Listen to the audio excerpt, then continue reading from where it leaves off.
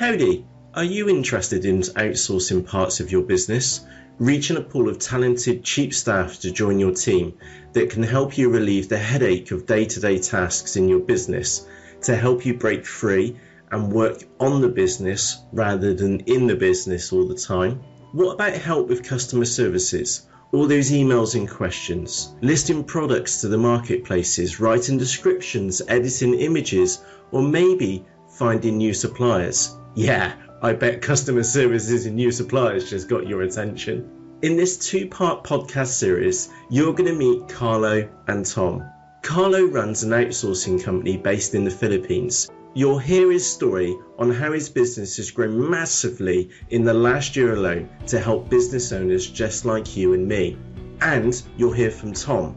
Tom runs two businesses in the United States, and you'll hear how leveraging inexpensive members of staff have helped his business. Tom even has a member of staff helping his business with the dispatch process, which brought the lead time down from 1 day from 3. Perhaps you're as scared as what I was when I first started leveraging members of staff from different countries. Or maybe you've heard of outsourcing before, but never really dug in to see how it can help you and your business. This podcast series is just for you. Now with that said, let's go and meet Carlo.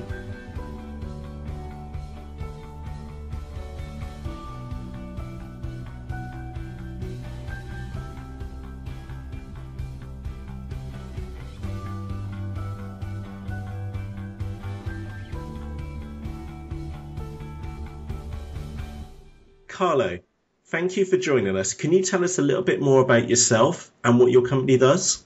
Hey guys, thanks for having me here. I'm originally from California.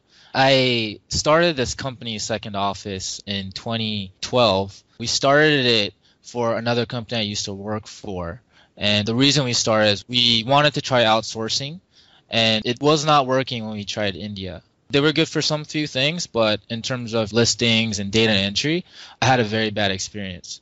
So what I did was I contacted a family member in the Philippines. So he's part of an organization called US Auto Parts, and it's one of the largest internet retailers in the States, in America. Last time I checked, they do around $222 million a year strictly online. So they own J.C. Whitney, the big auto online internet stores. He was part of that organization as a quality assurance officer. So he's responsible for data, quality checking all the data. So it turns out that he knows what he's doing, and we basically recruited him. And we started this company home base for about a year. And we were testing it and trying it, and it worked out really well. And a year later, we opened the office up in the Philippines. Whoa. So that kind of sounds like a bit like Understanding E to a degree, because we started it and we work from home. We work in our own offices, dedicated offices, and at home, I hasten to add, and we're a year in and we're super stoked because it's gone really well.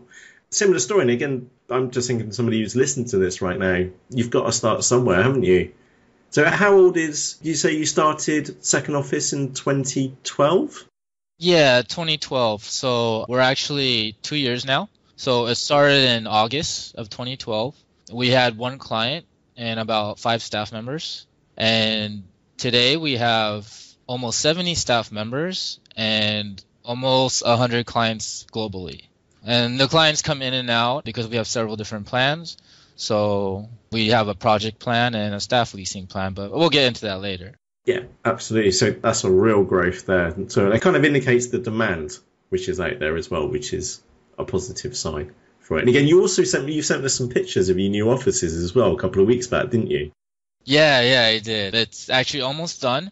It's going to be ready for staff to get working in the new floor come the first week of January. Can we have an updated picture of that, and we'll stick that in the blog as post go along with this podcast? Yeah, definitely. Yeah, I'd love to send that to you guys. Yeah, that would be ace.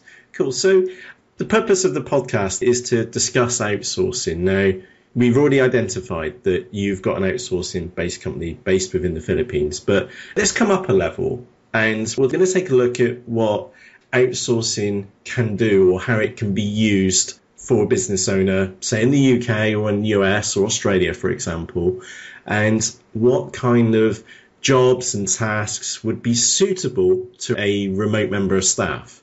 So can you give us like what are the benefits of having an outsourced member of staff in the team? The major benefits obviously is cost. So you can save up to almost 70% off labor costs. It's going to free up your time. So typically what we're good for is becoming an extension of your current team or adding more team members. And this way allows you and your staff to focus on your core business. So we can remove tedious tasks off you. Like, for example, listing.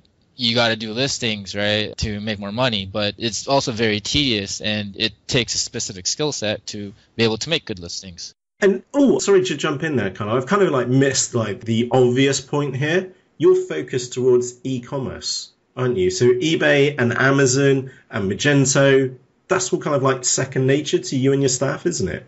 Correct. Yeah. Actually, I used to be an e-commerce or eBay seller since 2003.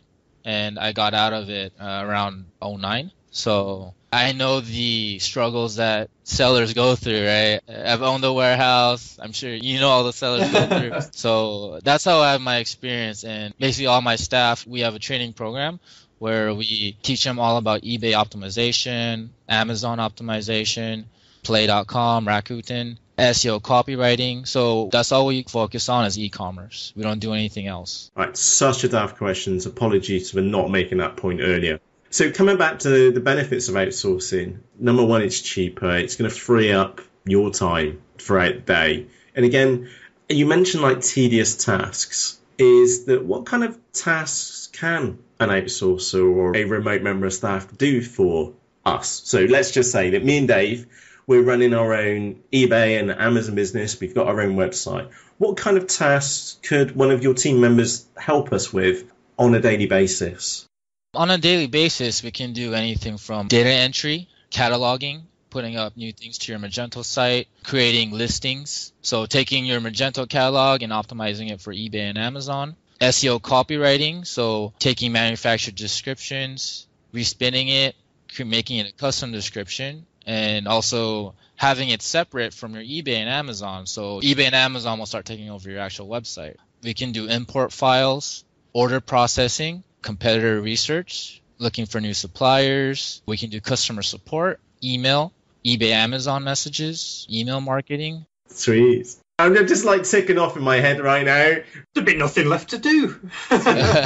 Yeah, Dave, we know that's not true. We know what happens with understanding here. We've got a couple of members of staff. We just keep ourselves busy with lots of other stuff with the time we get. Is it by allowing someone else to do the nitty-gritty things? It allows the business owner to look at growth areas and how to grow the business rather than getting bogged down with working in the business, if that makes sense. Yeah, exactly. I think that's what outsourcing is good for if you find the right team. Absolutely, yeah.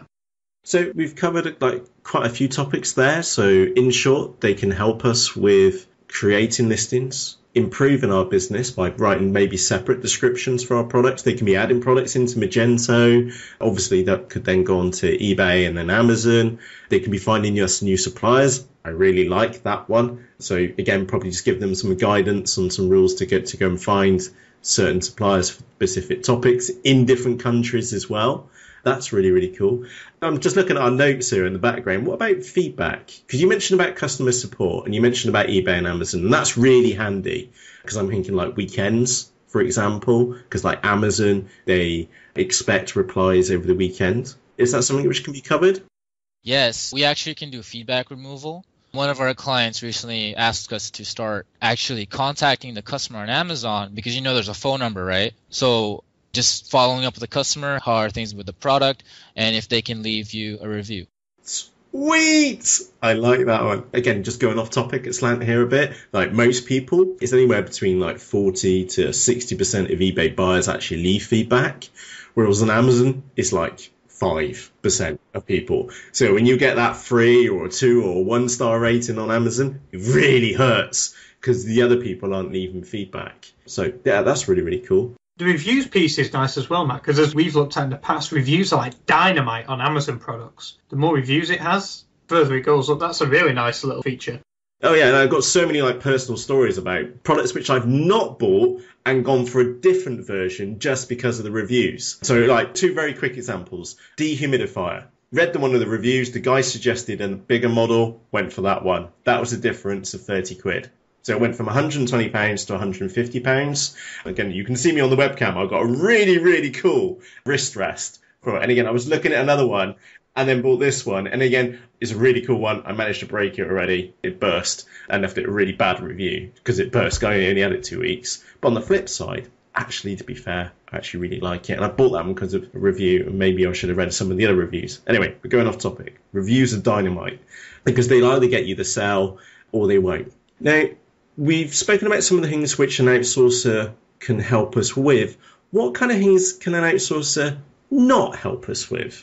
Basically anything that physically isn't on site, like, ship your products. Make me coffee. Yeah, exactly. Make you coffee. Or run your business in place of you. Some clients think, I'm going to outsource everything. No, you can't outsource everything. What it's really good for is just outsourcing certain processes that's tested and proven. And I think that's when you'll have the most success. Again, just from personal experience, this is going back like several years now. I remember looking for somebody basically to replace me, and that was actually a very difficult task. And I think we worked out it needed a dozen people to replace me from the business. At that point in time, that was just nuts.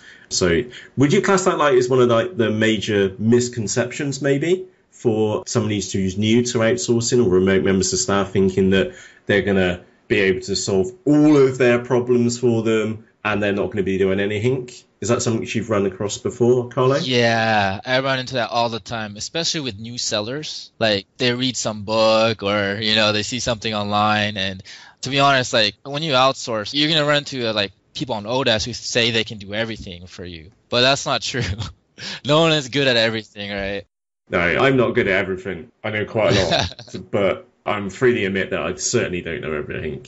Yeah, so if you're going to outsource, especially in e-commerce, you have to outsource just certain tasks. You can't have all your tasks outsourced to one person.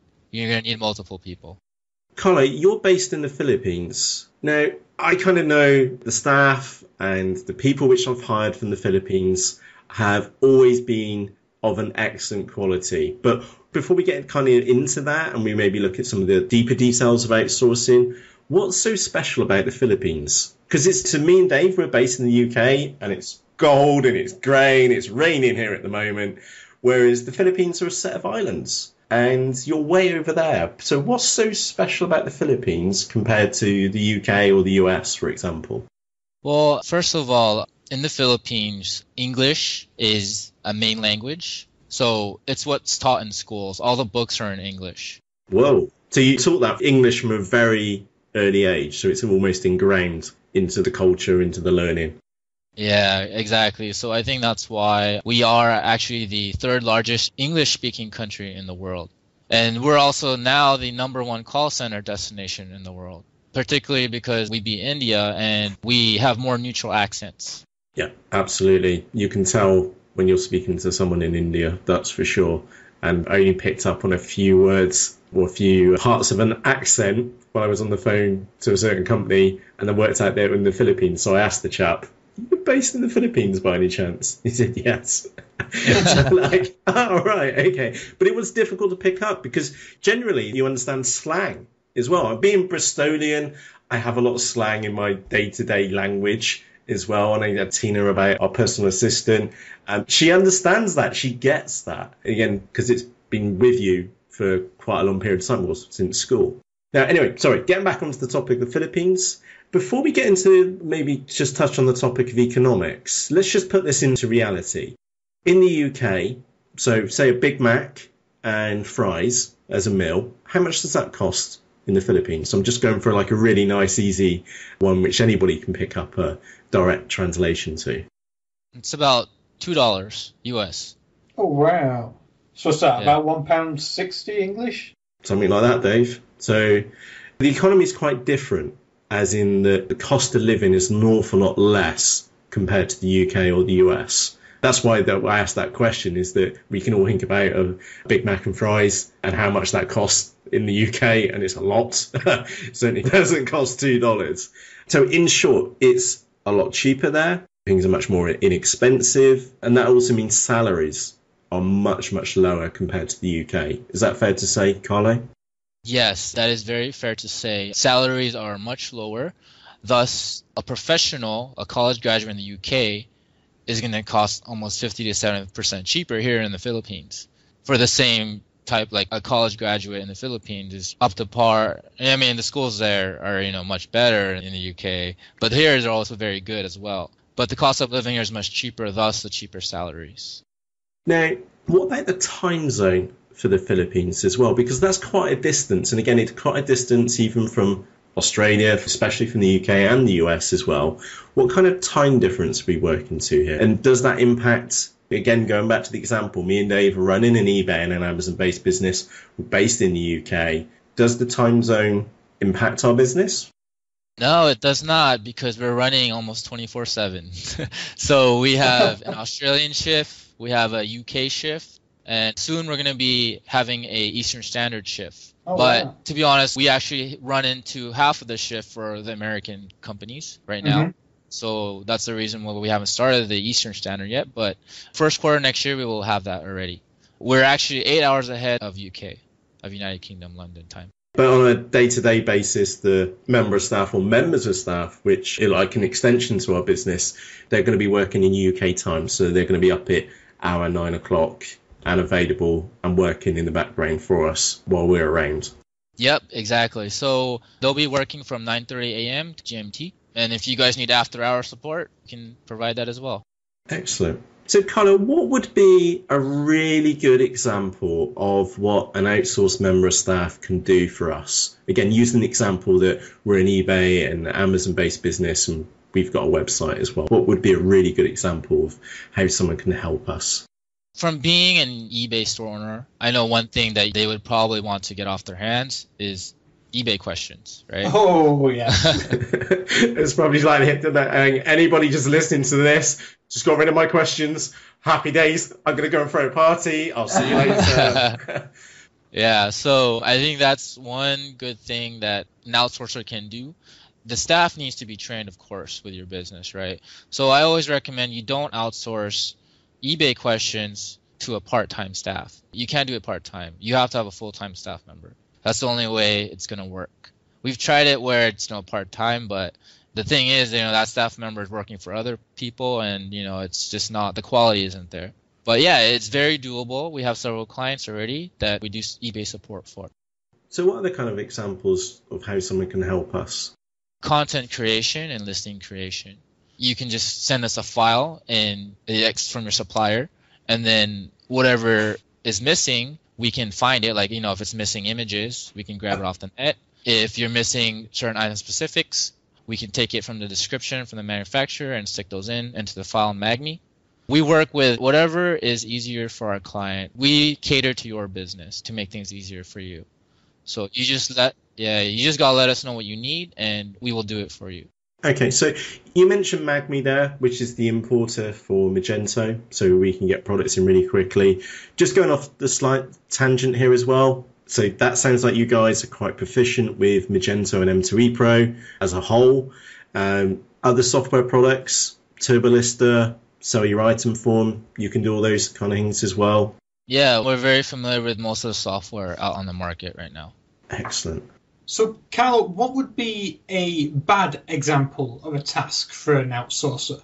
I know we sort of mentioned nothing, they can't do anything that's physical, but specifically, what would lead to something bad happening for an outsourcer?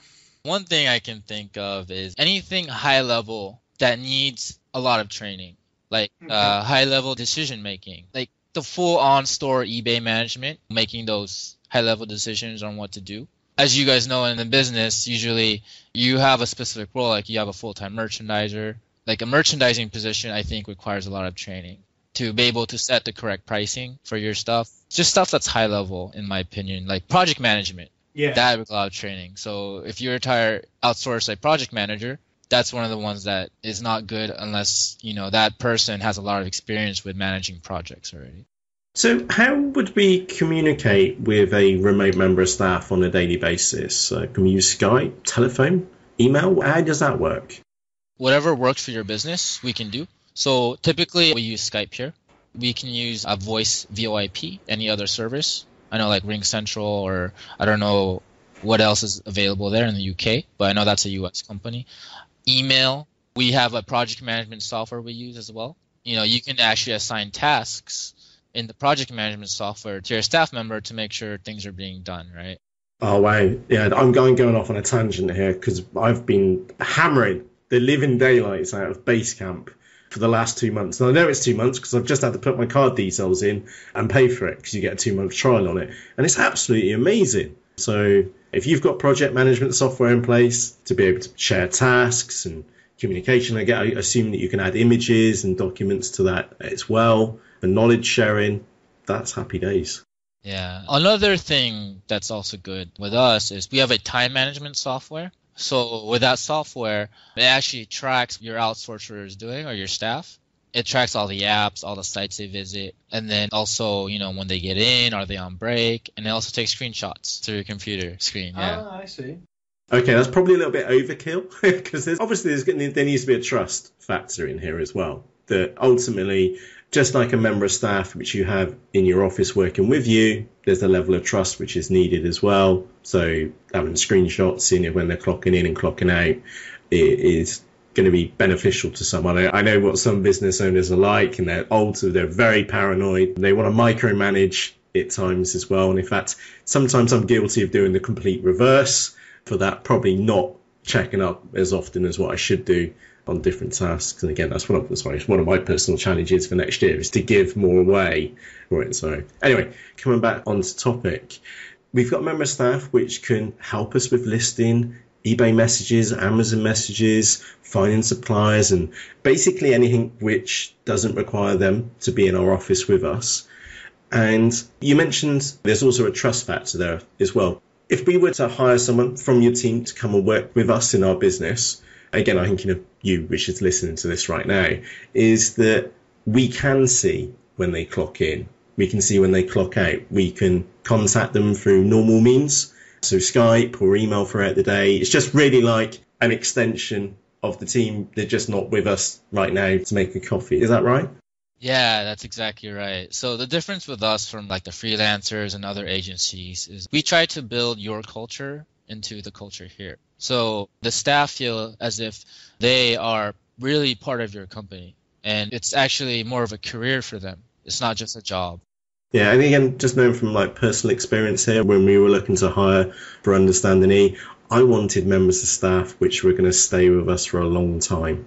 It just makes sense for trust on one hand, but it also makes really good business sense on the other side, which is that we're dealing with humans here, and they are an extension of me and Dave and you, Carlo, as well, because they're your members, your team, is that they are extensions to our business. And again, going through the setup process, help the understanding process, which will take time. Again, I've made mistakes in the past. Let me just qualify that for a moment.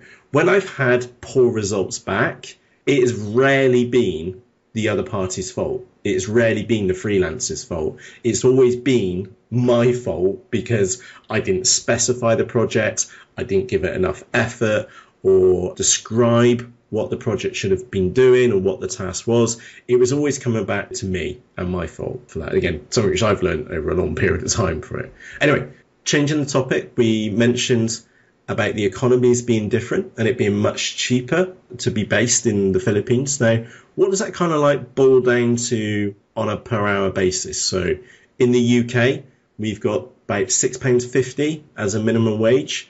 What would be a typical member of staff with yourself, Carlo, from Second Office? Staff member from us starts around $7 an hour, and that's full-time work. So they're working 40 hours a week, 5 days, 8 hours a day. And that's for a college-educated professional. They speak English? Yeah, fluent English, write English. And basically, the way it works is you would let us know the skill sets you need, and we will find and recruit someone with those skill sets. And then we have managers on board who help you train them. We call it onboarding. So you would provide us on the training program. You have direct contact with basically the staff member, as if they were actually your staff working for you, because that's the beauty of our program. And another thing that's good about it is, since we're talking about costs, is that we actually let you know what the staff is getting paid. So you control their salaries. Oh, okay. So we wanted to give them a bonus, for example. Yep, you can give them a bonus. You can give them a raise. The $7 an hour is basically the total costs, inclusive of everything. So what we do is we're very transparent with our customers. So we let them know, okay, this staff is getting paid this amount, and this is our fee for helping you manage them here on our office. And the member of staff comes to your office every single day, clocks in, clocks out, has a community around them as well at the same time, other members of staff just like them working for other companies at the same time. Yeah, exactly. So they have everything they need to operate efficiently. So I'm guessing that avoids any issues with unreliable internet, because I'm guessing if you've got like a business premises, you've got much more stable connections than maybe someone who's working from home or on a shared network of some description. So I guess it just means more uptime, really. Yep. So yeah, exactly. More uptime. You don't get that excuse, oh yeah, my internet's down, or I can't come in to work. We'll let you know if they're not coming into work, and we'll also credit you the hours for them if they're not coming into work that day or if they're sick.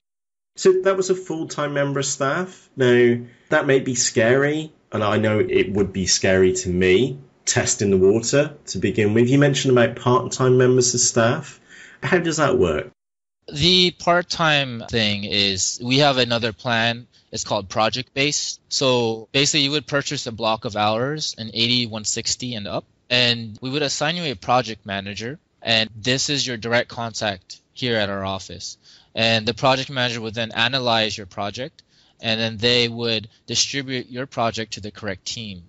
I see. That's a good way of doing it. That sounds like a nice way of baby stepping in to having a full-time member of staff.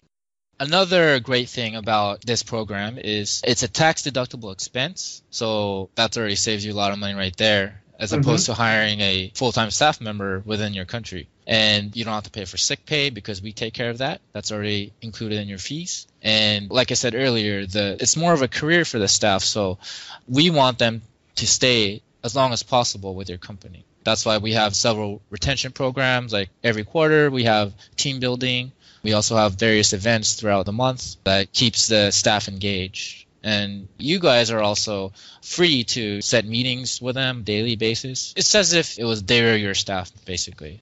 Yeah, so again, it's just like having a physical member of staff in the office next to us, but the only thing which they can't do is go make us coffee because they're based in a different country. So they're in the same time zone, they've got dedicated offices, you cover sick pay for it, they've got some basic training given to them.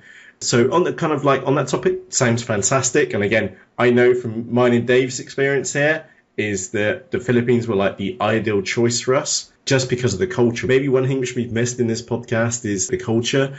From personal experience here, Filipinos, so people based in the Philippines or live in the Philippines, they are a very loyal culture, aren't they? They really are looking for the long-time commitment from an employer as well.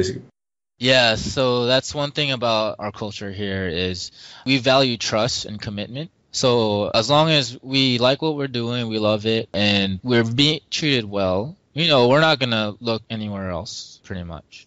Yeah, the same kind of thing as like if they're based in the UK, but maybe a little bit more amplified, I would say.